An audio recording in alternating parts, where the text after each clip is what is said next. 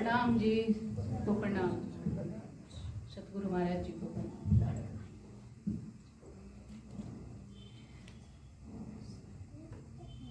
सुंदर सार जी दो शब्द जो सतगुरु महाराज जी बुलवाएंगे मैं वो बोल दूंगी, मेरे बस की तो कोई बात नहीं। सतगुरु चरण का आसरा जगत जाने का फूल, मन मोरख भरमा फिरे चाटत क्यों जग धूल। मन मोरख भरमा फिरे चाटत क्यों जग धूल। ये सतगुरु श्री राम रतन महाराज जी के वचन हैं। अब हम दुनिया में आए हैं, एक मन रूपी सतगुरु हैं और एक सतरूपी सतगुरु है। हमें पहचान कैसे हो कि मन रूपी सतगुरु हैं या ये सतरूपी सतगुरु हैं। मन रूपी सतगुरु परम धाम को उन्होंने एक लड्डू बना रखा है और वो भोले भाले सुंदर साथ को लड्डू को दिखाते हैं और वो कहते हैं कि देखो हम तुम्हें परम धाम पहुंचा देंगे, मूल मिलावे में तुम्हारी सीट पक्की है, हम तुम्हें मूल मिलावे में बैठा देंगे। परंतु हमारी वाणी क्या कहती है? हमारी वाणी तो ये कहती है, हमारी श्रीराज जी तो ये कहते हैं कि मूल से ना कोई आया है ना कोई गया है। श्री राज जी भी ये काम नहीं कर सकते कि मूल मिलावे में से किसी रूह को बाहर निकाल दें और किसी रूह को सिफारिश करके अंदर बैठा दें। तो फिर मन रूपी सतगुरु हमें परम धाम में मूल मिलावे में कैसे बैठा सकते हैं? वो हमें ये नहीं बताते कि हम अपने जीव को निर्मल कर लें और हम रहनी में आए। अगर हम अपने जीव को निर्मल करेंगे, रहनी में आएंगे, सतगुरु के बताए हुए रास्ते पर चलेंगे, जैसे हमारे सरकार श्री ने हमें बताया है, इस जीव को ही तो 84 लाख योनियां भोगनी पड़ती हैं, मार तो इसी को पड़ती है। और हम डायरेक्ट जाके मूल मिलावे में बैठ जाएं, वहां तो हम बैठे ही हैं। और अब हमें अवसर मिला है कि हम इस जीव को अपने सुधार लें। और मैं तो किसी को नहीं कह रही, मैं खुद अपने आप को कह रही हूँ और मैं यही सोचती हूँ और ये मैं सतगुरु महाराज जी से विनती करती हूँ कि मेरा जीव सुधर जाए और ये 84 लाख योनियों में ना जाए। महाराज जी कहा करते थे, भाई बहुत से बहरूपी आएंगे, तुम्हें सोच समझ कर चलना है, उनके जाल में नहीं फंसना। तो सुंदर साथ जी जो उनके पास बैठते थे, बैठे हुए होते थे, वो पूछते, महाराज जी बहरूपी कहाँ से आएंगे? महाराज जी कहते, भाई हमारे तुम्हारे में से ही पैदा होंगे। अब तुम सोच समझ कर रहना, किसके जाल में तुम्हें फंसना है, सत के पीछे चलना है या मन रूपी सतगुरु के पीछे चलना है। अब हमारे सरकार श्री उन्होंने वो क्या सत के पीछे चले या मन के पीछे चले? तो प्रणामी धर्म में थे वो वैसे भी और भी पूजा करते थे, हनुमान जी की पूजा किया करते थे। प्रणामी धर्म का उनको कुछ नहीं पता था और उन्हें समझ नहीं आ रहा था कि सच्चा सतगुरु मुझे कहाँ मिलेगा। एक दिन माता जी ने कहा कि शेरपुर आश्रम का बहुत नाम सुना है और वहाँ पर महाराज जी हैं, चलो हम उनके चरणों में चलते हैं। सरकार श्री जी ने कहा कि चलो वहाँ भी चलकर देख लेते हैं, अगर कोई प्रणामी धर्म के बारे में हमें बता दे तो हम वहाँ चलते हैं। तो सरकार श्री और माता जी और वीणा दीदी उस टाइम साथ में थी और विजय भाई साहब होने वाले थे। तो ननौती तक ट्रेन जाती है, वहां तक ट्रेन में गए। उसके बाद जब स्टेशन पर उतरे तो उन्होंने देखा कोई भी सवारी का साधन नहीं था जो शेरपुर तक उन्हें पहुंचा दे। अब उस टाइम कोई गाड़ियां तो नहीं होती थी जो आज हमारे मन रूपी सतगुरु के पास है, लग्जरी गाड़ियां हैं, साधन हैं। उस टाइम तो इतनी लगन थी सरकार श्री के दिल में कि मुझे सच्चा सतगुरु मिल जाए और मैं उनके चरणों में पहुंच जाऊं। उस टाइम ट्रंक उन्होंने उनके पास था जिसमें कपड़े थे, उन्होंने वो सिर पर रखा और उनके पैर में जूते पहनकर छाले पड़ गए थे, उन्होंने वो जूते उतारे और अपने हाथ में ले लिए। और माता जी ने वीणा दीदी की उंगली पकड़ रखी थी। 20-25 किलोमीटर ननौते से शेरपुर आश्रम है और सरकार श्री और माता जी दोनों धूप में, चिलचिलाती धूप है, गर्मी है और वो दोनों पैदल जा रहे हैं। देखो लगन कितनी होती है कि हमें सच्चा सतगुरु मिल जाए। जैसे तैसे उन्होंने रास्ता तय किया और जड़ोदा पार किया। और सतगुरु महाराज जी तो उनको देख रहे थे कि मेरी आत्म बिलखती हुई आ रही है, धूप में गर्मी में आ रही है। राम रतन महाराज जी शेरपुर के जो दरवाजा है उसके बाहर आकर खड़े हो गए, अपनी आत्म की इंतजार करने लगे। जैसे सरकार श्री दरवाजे के पास पहुंचे, महाराज जी ने धोती पहनी हुई थी और जो बोलते हैं बंडी पहनी हुई थी। सरकार श्री के वस्त्र तो पसीनों से लथपथ थे और पसीनों में उनको अपने आप से भी खुद बदबू आ रही थी, जो कि सरकार श्री ने बताया भी है। तो महाराज जी ने उन्हें गले से लगाया और गले से लगाकर पूछा, कोई और है? उन्होंने कहा नहीं, और कोई होगा भी नहीं। महाराज जी ने ये नहीं बताया उस समय कि मैं महाराज जी हूँ, जिनकी खोज में तुम आए हो, मैं वही हूँ। महाराज जी चुपचाप जाकर तारतम भवन के सामने उनका आसन होता था, वो उस पर जाकर बैठ गए। सरकार श्री को भी पता नहीं चला कि जिनकी खोज में वो निकले हैं, ये वही सच्चे सतगुरु हैं जो मुझे परमात्मा से मिला देंगे। तो माता जी कहने लगी कि चलो पहले स्नान करते हैं और फिर हम उनका दर्शन करेंगे। महाराज जी कभी भी ऊपर नहीं बैठते थे, हमेशा वो नीचे आसन पर ही बैठते थे और सुंदर साज से वो घिरे हुए होते थे। सरकार श्री ने, माता जी ने पहले स्नान किया। स्नान करते ही उनकी सारी थकावट दूर हो गई, जो उनके पैरों में छाले पड़े हुए थे वो भी उनके ठीक हो गए। तब उन्होंने युगलदास जी से कहा, युगलदास जी हमें महाराज जी से मिलवा दो, हम बहुत दूर से आए हैं। युगलदास जी हंसने लगे। युगलदास जी कहते हैं, भाई जो तुम्हें दरवाजे पर मिले हैं वही तो महाराज जी हैं। सरकार श्री कहने लगे, भाई क्यों मजाक कर रहे हो? उन्होंने कहा, नहीं मैं मजाक नहीं कर रहा, और आप जाकर देख लो। महाराज जी बैठे हुए थे, जाकर सरकार श्री ने उनके चरणों में प्रणाम किया। महाराज जी तो पहले ही पहचान चुके थे कि ये मेरी आत्म है। सरकार श्री जी ने भी उनके पर तन मन धन सब कुछ न्यौछावर कर दिया और अपने सच्चा सतगुरु समझकर इतनी उन्होंने सेवा की कि उनकी सेवा का इस मुख से वर्णन नहीं हो सकता कि उन्होंने आश्रम में कितनी सेवा की है। चाहे वो रेत लाने की सेवा हो, नहर में से रेत अपने सिर पे तसले रख के वो ट्रॉली भरते थे और रेत आश्रम में पहुंचाते थे।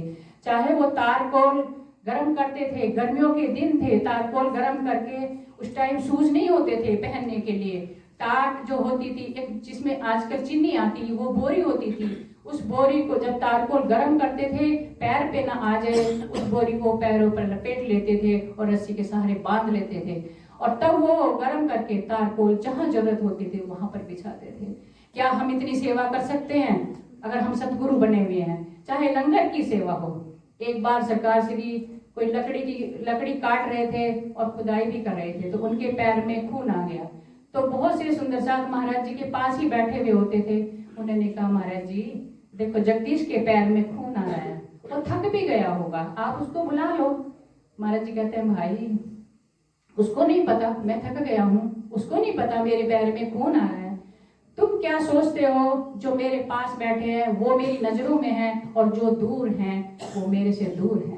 मेरे दिल में तो वो है जो दूर है और सेवा में, सच्ची सेवा में वो लगे हुए हैं। जैसे एक किसान का खेत कुछ तो पास में होता है और कुछ दूर होता है, तो क्या किसान की नजर उस दूर वाले खेत पर नहीं जाती? ये महाराज जी के वचन थे। और सतगुरु महाराज जी कभी भी अपने शिष्य की सेवा को व्यर्थ नहीं जाने देते। वो उसके बदले जरूर उसको ऐसी सौगात देते हैं जो कभी किसी ने ना दी और ना कभी कोई किसी को देगा। सतगुरु महाराज जी ने भी सरकार श्री को कश्मीर ले जाकर अपनी गोदी में सिर रखवाकर उनको पूरा परमधाम घुमा दिया, जर्रा जर्रा उनको दिखा दिया और सब न्यामतें उनके दिल में भर दी। प्राणनाथ प्यारे की जय, बोलो श्री सतगुरु महाराज की जय। अब सरकार श्री के धाम हृदय में तो परमधाम आ गया और सब न्यामतें आ गई। सरकार श्री ने सब सुंदर साथ को वो सारी न्यामतें दी। उन्होंने वो खजाना सिर्फ अपने पास नहीं रखा, उनकी कोशिश रहती थी कि ज्यादा से ज्यादा मैं ये सब सुंदर साथ में बांट दूं। और वो देते थे, जब उनका डायलिसिस भी होता था तब भी वो सुंदर साथ को चर्चा, वाणी, चितवनी, चर्चनी सब कुछ देते थे। जितना हमारा पात्र है, ग्रहण करने की शक्ति है, हम ग्रहण करते हैं, ऊपर से नहीं तो हमारे ऊपर से उतर जाता है। सरकार श्री ने एक बहुत अच्छी बात सिखाई है, अनुशासन, नियम, टाइम की पंक्चुअलिटी, प्रेम और सेवा। अगर ये सारा तुम्हारे साथ होंगे, तुम्हारे पास होंगे, तुम कहीं भी मार नहीं खाओगे। और ये आज उनके जो पद चिन्ह है, मैं उन पे तो चल नहीं सकती, लेकिन जो थोड़ा बहुत मैंने ग्रहण किया है उससे मैं आज कहीं भी आश्रम में कहीं भी मैं वहां पे रह सकती हूँ, क्योंकि ये नियम उनके सिखाए हुए हैं और मैं उन्हीं पर चलती हूँ। सरकार श्री की कहाँ तक मैं गुणगान करूं, समय बहुत कम है गुणगान करने के लिए। आज हम सरकार श्री ने ही हमें सब इतना दिया है। आज हम चर्चा वाणी विजय भाई साहब सुना रहे हैं, बीच में हम एक दौर ऐसा आया था, झाई जी भी हमें सुनाती थी। झाई जी ने भी सबको बांध कर रखा हुआ था, सब सुंदर साथ को। झाई जी ने जो एक एक सुंदर साथ को झाई जी फोन करती थी और सबको बुलाती थी, पर आज विजय भाई साहब उन सबको संभाल रहे हैं, अपनी चर्चा से, अपनी वाणी से, अपने प्रेम से, फोन करके सबको समझा रहे हैं। अब जो सरकार श्री के सतगुरु महाराज जी हैं, रामरतन महाराज जी, उन्होंने अपने सतगुरु को कैसे पाया? वैसे तो उनकी बहुत लंबी कहानी तो नहीं मैं कहूंगी, लेकिन मैं अब सूक्ष्म रूप में उसको थोड़ा सा वर्णन करूंगी। सतगुरु रामरतन महाराज जी का बाल्यकाल में ही पिताजी धाम चल गए थे, उनकी माता जी भी चली गई थी। कैसे कैसे उन्होंने उनका जीवन यापन वहाँ, कभी भूखे रहे हैं, कभी प्यासे रहे हैं, कभी एक वक्त की रोटी मिली, कभी वो भी रोटी नहीं मिली। एक बार का किस्सा है कि रामरतन महाराज जी जब छोटे थे, एक उनके भाई थे बुद्धिदास जी, एक बार उन्होंने जैसे भी रोटी का इंतजाम किया, और वो गाय चराया करते थे आसपास के लोगों की, तो उन्होंने रोटी बनाई और वो अपने भाई के लिए लेकर जंगल में चले गए। जैसे रोटी उन्होंने पेड़ के नीचे रखी और पेड़ के नीचे रखकर वो अपने भाई को, बुद्धिदास जी को बुलाने के लिए चले गए, लेकिन वहां पेड़ पर एक बंदर था, उन्होंने देखा नहीं था और बंदर आया और रोटी उठा कर ले गया। जब महाराज जी आए तो उन्होंने देखा वहां तो रोटी नहीं है। महाराज जी भूखा पेट बिलखता हुआ, महाराज जी कहते हैं, वारी किस्मत में तुझे कैसे बदल सकता हूँ। तो ऐसा जीवन उन्होंने यापन किया है। फिर जैसे जैसे उनकी बुआ जी आई, उन्होंने उनको पाला बड़ा किया, उनकी शादी की। जो उनके ताऊ जी थे वो उनको मारना चाहते थे, लेकिन परमात्मा तो साथ रहता है, एक दिव्य शक्ति हमेशा उनके साथ रहती है। वो कहते हैं, परम धाम की सुंदरी जग में झंडू दत्त है नाम। राज जी अपनी श्यामा जी को कैसे छोड़ सकते हैं? पहले देवचंद्र जी के तन में श्यामा जी ही आई हैं और सारे कसाले श्यामा जी ही सहन कर रहे हैं, और महाराज जी के अंदर भी श्यामा जी ही आई हुई हैं और ये अभिजागनी उनकी चल रही है। तो उसके बाद महाराज जी की शादी हुई, उनके एक बेटी हुई। 19 साल की कुछ ऐसा कारण हुआ, महाराज जी का मन तो नहीं लगता था, ना पत्नी में लगता था, ना बच्चे में लगता था, ना घर में लगता था। महाराज जी सोचते थे कि मेरी पत्नी कब मर जाए और मेरी इससे जान छूटे, लेकिन महाराज जी को तो ये सारा रास्ता तय करना था, ये लीला देखनी थी और ये अब हमें समझाना था कि परमात्मा की प्राप्ति कैसे होती है। जब 19 साल की उम्र थी तो महाराज जी की एक बेटी थी और महाराज जी ने सोच लिया कि आज मुझे घर छोड़ना है कुछ। तो महाराज जी ने गोने का जोड़ा पहना और अपनी मातृभूमि को प्रणाम किया और 1.25 रुपया था वो हाथ में लेकर चल दिए। बोलो श्री सतगुरु महाराज की जय। और वो चलते चलते कहां कहां नहीं गए। क्या उनके लिए कोई रथ था सजा हुआ जिस पर बैठकर वो यात्रा कर रहे थे? वो पैदल चल रहे थे। उनको कोई रोटी के लिए भी नहीं पूछता था कि तुम भूखे हो या तुमने कुछ खाया है या नहीं खाया है, सोए हो या नहीं सोए हो। जंगल में भी उन्हें डर नहीं लगता था क्योंकि परमात्मा हमेशा उनके साथ रहते थे। एक जगह एक महात्मा ने उन्हें 4 वचन दिए। उन्हें कहा कि ज्यादा कपड़े नहीं रखना, माई के बुलाने से उसके घर में नहीं जाना, और माई अगर तुम्हें पान, दूध, दही या सफेद चीज दे तो तुम्हें उसको ग्रहण नहीं करना और हमेशा साधुओं की टोली में चलना। उसी समय महाराज जी ने जो वस्त्र पहने हुए थे उनको उतारकर कोट उन्होंने पेड़ की डाली पर टांग दिया।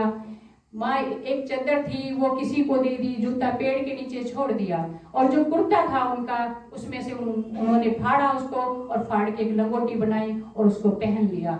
और जो धोती थी उसको फाड़ा, एक कंधे पे रख ली उन्होंने, और एक उन्होंने वो जो चावल छानते थे और वही उनकी प्लेट थी जिसमें वो भोजन किया करते थे अगर कहीं से मिल गया तो। कई कई दिन तक तो महाराज जी ऐसे ही 8-8 दिन तक, 10-10 दिन तक भूखे चलते रहते थे। कभी कहते महाराज जी, कभी हम जल की थैली भर लेते लेकिन अन्न की हमारी खाली की खाली होती थी। महाराज जी किस तरह से चल रहे हैं, लेकिन उन्हें एक लगन है सच्चे सतगुरु की, वो मुझे कहाँ मिलेगा, वो हर पल यही सोचते थे। एक दिन वो उन्होंने सोचा कि मैं अपने प्राणों का अंत कर दूं, घर भी छोड़ दिया, ना तो वो ही मिला ना सतगुरु ही मिला, तो अब मैं जी के क्या करूंगा। लेकिन रात के समय एक दिव्य शक्ति आई, उन्होंने हाथ मरोड़ा, महाराज जी के सामने खड़ी हो गई, कहते क्या परमात्मा मिलना इतना आसान है, क्या ऐसे मिल जाएगा, उसके लिए कुछ नहीं करना पड़ेगा, और इसके लिए तो तुम्हें नियम का पालन करना पड़ेगा। ये गृहस्थ आश्रम है, वानप्रस्थ आश्रम है, संन्यास आश्रम है, अभी तो तुमने उसमें कदम ही रखा है, उसके बाद परमात्मा की प्राप्ति होती है, और अभी उठो यहाँ से और चले जाओ। महाराज जी उस दिन भूखे प्यासे 35 किलोमीटर चले, रात दिन। महाराज जी कहते हमें पता नहीं हमें कौन चला रहा है, हम नाक की सीध में चल रहे हैं, कांटों में, झाड़ों में, अंधेरे में, उन्हें कभी डर नहीं लगा। उनके पैर में जूता भी नहीं होता था, क्या कभी उनके शरीर में कांटे नहीं चुभे। हम पढ़ तो लेते हैं उनकी बीतक को, लेकिन हम उनके साथ यात्रा नहीं करते। जिस दिन हम यात्रा करना शुरू कर देंगे तो हमें पता चलेगा महाराज जी के दर्द का, कि उन्होंने कैसे सहन किया और कैसे उन्होंने परमात्मा को प्राप्त किया। बिना रहने के क्या हम परमात्मा को प्राप्त कर लेंगे? हमें तो एक समझा दिया कि हम तुम्हें परमधाम में बैठा देंगे। ऐसे कैसे परमधाम में बैठा देंगे जब तक हमारी रहनी नहीं होगी? हमें रहनी में तो उतरना पड़ेगा। क्या हमारे सतगुरु ने हमें रहनी नहीं सिखाई? उन्होंने रहनी हमें सिखाई है। रहनी रूप पहुंचा वही, कहनी लग रही चाम, कहनी तो चाम को लग जाती है। अब सतगुरु महाराज राम रतन महाराज जी चल रहे हैं, चलते चलते अनेकों उनके घटनाएं आई हैं, तो उनका वर्णन तो थोड़े समय में नहीं हो सकता। उसके बाद वो सोनगिरी पहुंचे, और वो ध्यान के इतने अभ्यस्त थे, 8-8 घंटे का ध्यान वो लगाया करते थे। सोनगिरी में जाकर जहाँ दादा गुरु महाराज जी, राजनारायण का महाराज जी का घर है, जो राम रतन महाराज जी के सतगुरु हुए हैं, तो बीच में एक गली है और उसकी बराबर में ही एक मंदिर है। अब तो वो देवी का मंदिर बना दिया, पहले वो सीतारामी मंदिर था। महाराज जी उसमें चले गए और बैठ गए। वहां जाकर वो ध्यान में थे, 8 घंटे का ध्यान उनका लगा। और ध्यान लगने के बाद महाराज जी बताते हैं कि हम लुढ़क जाया करते थे और हमें नहीं पता, हमारे हाथ पैर हमारे नीचे दब जाते थे, हमारी उंगलियां भी टूटी टूटी सी हो रही थी। उस दिन ध्यान इतने जोरों से लग गया कि महाराज जी को पता ही नहीं कि मेरा शरीर कहाँ पड़ा हुआ है। उनकी पलकें में जुएं पड़ी हुई थी, उनकी सांसें रुक गई थी, उनके केस, दाढ़ी और वो सब एक हो गया था, और पेट उनका बस पीछे कमर से लगा हुआ था, और मुंह उनका घोंसला बन गया था, बस सिर्फ सांस आने जाने के लिए, क्योंकि खाना तो उनको मिलता ही नहीं था। उन्हें स्वाद का पता नहीं कि स्वाद होता कैसे। आजकल के मन रूपी सतगुरु स्वादों में पड़े हुए हैं, वे साधु नहीं है, स्वादु हैं। अब हमें अपने महाराज जी से सीखना है कि हमें क्या करना है। हम कह तो देते हैं उनके कदमों पे चल रहे हैं, हमें शर्म नहीं लगती ये कहते हुए कि हम उनके कदमों पे चल रहे हैं। एक कदम भी हम चलकर उनके कदमों पर दिखाएं तो हमें पता चलेगा कि वो कैसे चले हैं रात दिन। तो इतने में क्या हुआ, आसपास के लोग इकट्ठा हो गए। उन्होंने सोचा ये तो मर गया है, कोई महात्मा आया हुआ है। तो उन्होंने, वहां गरीबी बहुत है, अब भी गरीबी है, वहां बहुत ज्यादा गरीबी है, तो पीतल की गगरी, पीतल के बर्तन बनाते हैं, बस सारा दिन वही टुक टुक करते रहते हैं, वहां यही आवाजें आती है। तो वो जब लुढ़क गए तो उन्होंने चंदा इकट्ठा किया कि इनको अजल मजल कर देते हैं। उन्होंने अर्थी का सामान तैयार किया और महाराज के लिए अर्थी बना ली। अभी उनको दर्शन नहीं हुए, सतगुरु महाराज जी के दर्शन नहीं हुए। इतने में दादा गुरु महाराज जी आए, उन्होंने भीड़ को हटाया और कहा कि देखिए कौन मरा पड़ा है। उन्होंने कहा जी एक महात्मा है और वो मरे पड़े हुए हैं। तो उन्होंने हटा के देखा, ये तो परम धाम की सुंदरी है, जग में झंडू दत्त है नाम, और कितनी ठोकरें खाकर धक्के खाकर वो आई हैं। अब उनको तो पता था, क्योंकि दादा गुरु महाराज जी के अंदर 35 साल से श्री राज जी विराजमान थे, लेकिन दादा गुरु महाराज जी को ये कह दिया था राज जी ने कि मुंह से बाहर बात नहीं निकलनी चाहिए, तुम सिर्फ श्यामा जी के लिए हो। उनके साथ ना कोई उम्मत थी उस टाइम पे, बस सिर्फ एक वो श्री राज जी का जोश और आवेश था, जो वे हथौड़े से ऊपर उठाते श्री राज, नीचे करते श्यामा जी, श्री राज श्यामा जी, उनके मुंह से यही शब्द निकलता था। लेकिन किसी को पता ही नहीं था वहां कि ये श्री राज श्यामा जी कौन है। तब उन्होंने जाकर देखा कि महाराज जी अचेत अवस्था में पड़े हुए हैं। उन्होंने अपने घर से जल मंगाया और भभूत मंगाई। उन्होंने श्री राम रतन महाराज जी के मुख पर वो जल का छींटा दिया, तो उन्होंने थोड़ी आंखें खोली, फिर उनको भभूत चटाई।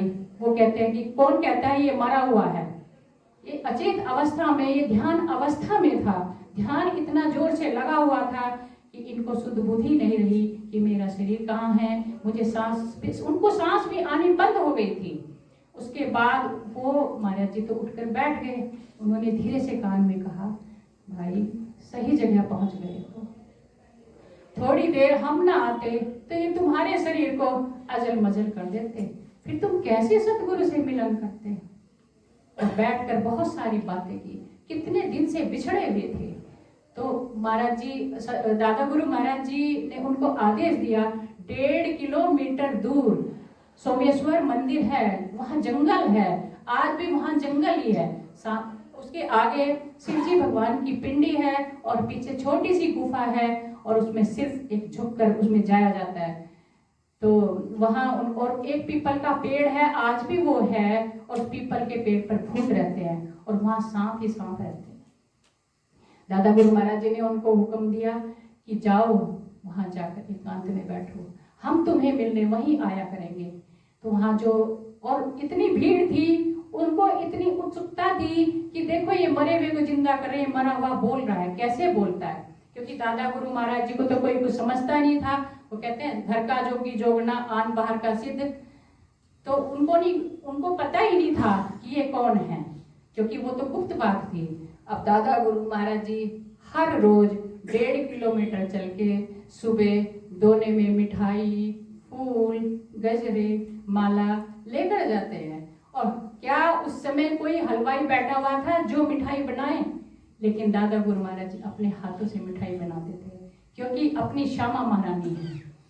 उसके बाद दादा गुरु महाराज जी फूल लाकर फूलों से गजरे बनाते थे, माला बनाते थे, और वो अपने मिलने जाते थे, अपनी श्यामा जी को मिलने जाते थे। जाकर उस गुफा में उनको अपने हाथों से गजरे पहनाते थे, उनको फूल माला पहनाते थे, उनके अपने हाथों से मिठाई खिलाते थे।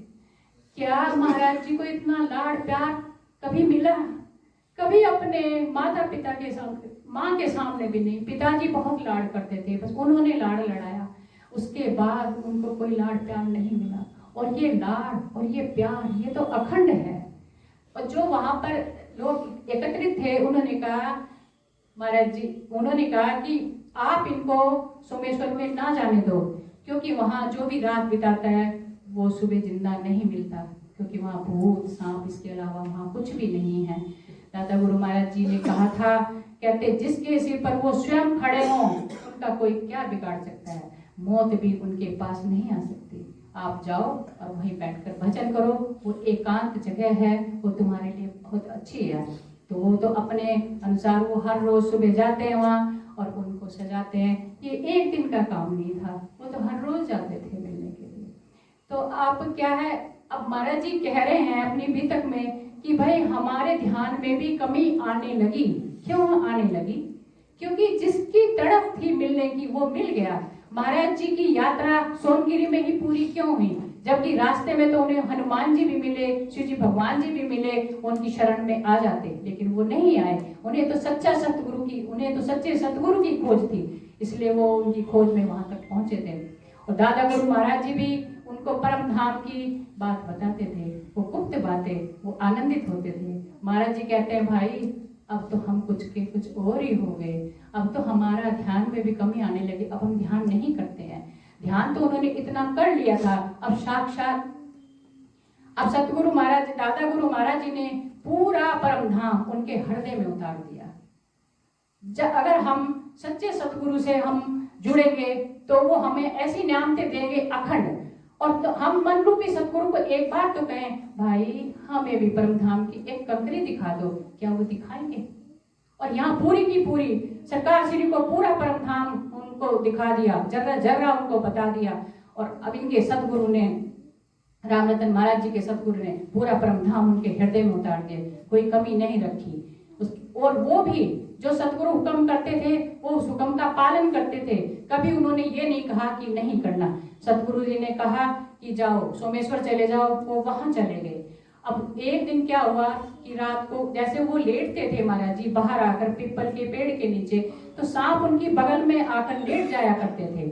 महाराज जी कहते हैं जब कोई मिलने आता था तो हम उनको इशारा करते, वो सांप चले जाते थे। वो इतनी बात समझते थे, कहते हमारे संगी साथी सांप हुआ करते थे और उस पीपल के पेड़ पर तो भूत रहते थे। तो एक दिन रात को क्या हुआ कि एक भूत ने कहा, महाराज जी ओ महाराज जी, महाराज जी महाराज जी ओ महाराज जी।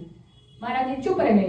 जब 3 दिन तक वो भूत ऐसे ही टेरता रहा, एक दिन महाराज जी गुस्से में आके बोले, क्या बात है, कहो क्या कहना है, कौन हो तुम? फिर वो नहीं बोला। उसको तो ऐसा लगा जैसे लकवा मार गया हो। अब सतगुरु महाराज जी को, दादा गुरु महाराज जी को राम रतन महाराज जी ने ये बात नहीं बताई, लेकिन वो तो अंतर्यामी है, वो सब बात को समझ गए। फिर उन्होंने कहा, गांव में एक खेत है, उसमें एक कुटिया बना दी, झोपड़ी। उन्होंने कहा भाई यहाँ आ जाओ। ये तो एक बहाना था उनको बुलाने का। कहते वहां मुझे दूर पड़ता है और मैं वहां नहीं जा सकता, लेकिन 1.5 महीने तक वो वहां पर गए भी हैं, 2 महीने तक। तो फिर वो गांव के नजदीक एक उस कुटिया में आ गए, तो वहां रहने लगे। महाराज जी, राम रतन महाराज जी बता रहे हैं कि हमें वहां कुछ भी करना नहीं पड़ता। जो हमें नियामत बख्शी है दादा गुरु महाराज जी ने परम धाम की, हम हर पल उन्हीं में मस्त रहते थे। कभी हम सुखपालों में घूमते, कभी हम जमुना जी के जल में झीलना करते, कभी हम उसके किनारे पर लगे हीरे मोतियों को देखते थे। तो हमें पता ही नहीं चलता था हमारा दिन कब चला गया। और हमारे खाने पीने का वहां भी सारा इंतजाम हमारे सतगुरु महाराज जी कर देते थे। महाराज जी ने कभी ये नहीं कहा कि नहीं, जहां कहीं वो बैठे और किसी ने कहा भाई ये आसन उठाओ, भाई ये तो सतगुरु महाराज जी का आसन है, बिछ गया, अब ये नहीं उठेगा। सतगुरु महाराज जी के हुक्म का उन्होंने इतना पालन किया और महाराज जी ने भी उन्होंने क्या से क्या बना दिया। जब वो वहां बैठे हुए थे झोपड़ी में, तो वहां भी एक वाकया ऐसे हुआ कि दादा गुरु महाराज जी के जो बेटा था उनकी पत्नी बीमार हो गई। वहां जितने भी सुंदर सा थे, कुछ भी थे, गांव के आदमी थे, वो मिलने आया करते थे महाराज जी को। तो महाराज जी जब कुछ बात को पूछते तो महाराज जी कह देते थे भाई तुम हमें तंग मत करो, हमारे गुरु की बुराई मत करो। वो दादा गुरु महाराज जी की बुराई करते थे। वो कहते थे भाई मरना हो तो अपने घर जाके मरो, और वो हो जाता था। और फिर वो जैसे उनको कहते कि भाई चलो उनको ठीक करो, तो राम रतन महाराज जी कह देते थे कि हमारे सतगुरु जी से पूछ लो, अगर वो जाना चाहें तो हम उनके साथ चल देंगे, नहीं हम नहीं जाएंगे। ये नहीं कि भाई मेरे पास तो इतनी पावर आ गई, मैं चलता हूँ, मैं ठीक कर दूंगा, जली तो छिड़कना है मैं छिड़क दूंगा, भभूति तो देनी है मैं दे दूंगा, नहीं। मेरे सतगुरु महाराज जी अगर वो जाएंगे तो मैं उनके साथ चलूंगा। जैसे सतगुरु महाराज जी जाते, वही भभूत देना, वही चढ़ना मत देना, उसको छिड़कना, तो वो ठीक हो जाता था। एक बार सतगुरु महाराज जी के बेटे की पत्नी बीमार हो गई, तो इतनी बीमार थी, सबने आके कहा, राम रतन महाराज जी से कहा कि महात्मा जी उनकी पत्नी इतनी बीमार है और वो जाकर अपने घर क्यों नहीं देखते, वो सबको तो ठीक करते हैं। महाराज जी ने दादा गुरु महाराज जी से कहा कि चलो एक बार चलकर देख लेते हैं। तो दादा गुरु महाराज जी कहते हैं, अब दादा गुरु महाराज जी आपको समझ आ रही होगी, राम रतन महाराज जी के सतगुरु राजनारायण दास जी, उनको सब दादा गुरु महाराज जी कहते हैं। तो उन्होंने कहा चलो भाई, उनको कुछ नहीं हुआ, देखने की जरूरत नहीं है, कह रहे एक बार चलो चल के देख लेते हैं। अब वो घर पे चले गए तो देखा, दादा गुरु महाराज जी ने अपने बेटे की धर्म पत्नी का हाथ देखा, तो उन्होंने कहा इसको कुछ भी नहीं हुआ है, ये तो ठीक है, इसको क्या दवाई दूं। तो वहां से चले आए। थोड़ी देर बाद ही उसने तो अपने प्राण त्याग दिए। सफेद शोर मच गया कि दादा गुरु महाराज जी के बेटे की धर्म पत्नी वो खत्म हो चुकी है। तो दादा फिर महाराज जी के पास है, रामरतन महाराज जी के पास, महाराज जी वो तो खत्म होगी, आप दादा गुरु महाराज जी से बोलो ना, वो उनको ठीक कर देंगे। तो रामरतन महाराज जी ने कहा कि आप ना उनको जल और भभूत दे दो। तो दादा गुरु महाराज जी कहते हम ठीक करेंगे, चलो शव यात्रा की तैयारी करो। शव यात्रा की तैयारी होगी, अर्थी बन गई, उस पर लिटा दिया। सबने कहा आप ठीक कर, सबको ये था कि वो सबको ठीक करते हैं, इसको भी ठीक करेंगे, कैसे ठीक होगी, इसलिए भीड़ बढ़ रही थी। तो उन्होंने कहा कि हाँ ठीक होगी, चलो चलते हैं, यात्रा लेकर चलो। चले गए। जहां आज सोनगिरी में टेकरी के सामने, शिला के सामने, जहाँ पे आज मंदिर बना हुआ है, उसके सामने ही चिताएं जलती थी। तो वहां ले जाकर टेकरी, सबको ये था कि अब जिंदा होगी। महाराज जी, दादा गुरु महाराज जी ने कहा कि इसको चिता पर लिटा दो।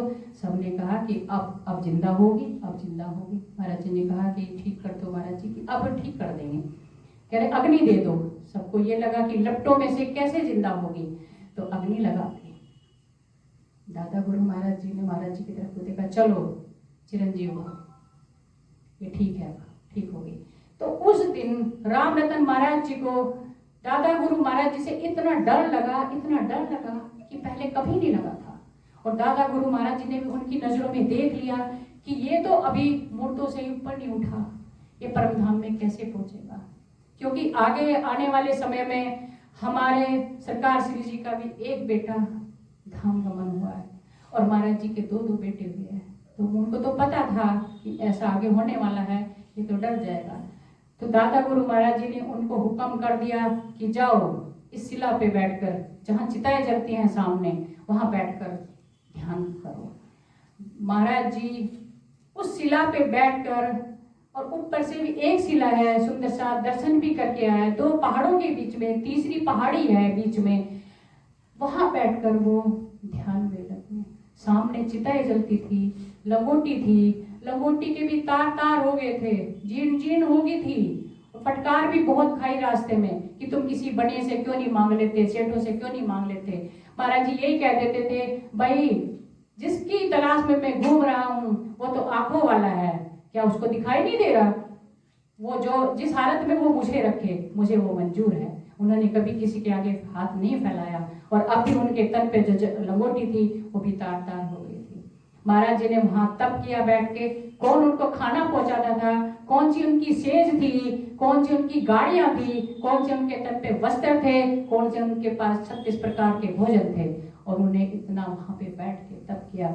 और महाराज जी ये कहा करते थे, भाई कमा तो हमने बहुत दिया, अब आप इसको संभाल के रखना। बस क्या करना है कि सुंदर साथ से प्रेम करना, प्रेम भरी नजर से देखना। मन रूपी सतगुरु क्या करते हैं? नजर से देखते हैं। सतरूपी सतगुरु हृदय से देखते हैं, दिल से देखते हैं कि ये मेरा सुंदर साथ है, ये गरीब है, लेकिन आत्म तो इसकी परम धाम की है। लेकिन मन रूपी सतगुरु क्या करते हैं? उन्होंने तो हुक्म भी कर दिया कि अगर कहीं हम कुछ बनाएंगे तो बूढ़ों का प्रवेश नहीं होगा। बूढ़ों के अंदर क्या आत्माएं नहीं है? आज हम मंदिर में बैठे हैं, क्या विजय भाई साहब ने दीवार के साथ कुर्सियां नहीं लगवा रखी बूढ़ों के लिए, या जिनके घुटने खराब है उनके लिए? इन्होंने क्या कमी छोड़ रखी है? खाने को भी देते हैं, दीवारों के साथ कुर्सियां भी लगी हुई हैं, आराम से सब बैठते हैं, किसी को कोई तकलीफ नहीं होती। और ऐसा क्या उन्होंने तो फिर हम महाराज जी को भी छोड़ दें? उनके तन पे तो लंगोटी थी, वो तो नंगे थे, तो महाराज जी के पीछे क्यों दौड़ते हैं? क्यों उनके वचनों का सहारा लेकर हम चलते हैं? और हम चलते नहीं हैं उनके वचनों पर। जब हम उनके वचनों पर चलने लगेंगे तो परमधाम दूर नहीं है। हम पहले अपनी रहनी में तो आ जाएं। सरकार श्री कहते कहते चले गए कि भाई रहनी में रहो, कहनी में नहीं। एक एक कदम हम बढ़ाने की कोशिश करें तो कदम बढ़ता चला जाएगा। और फिर सतगुरु महाराज जी हमें आराम से वो सारे नज़ारे दिखाएंगे जो उन्होंने सरकार श्री को दिखाए हैं, जो उन्होंने रामरतन महाराज जी को दिखाए हैं। प्रणाम जी। बोलो श्री प्राणनाथ प्यारे की जय।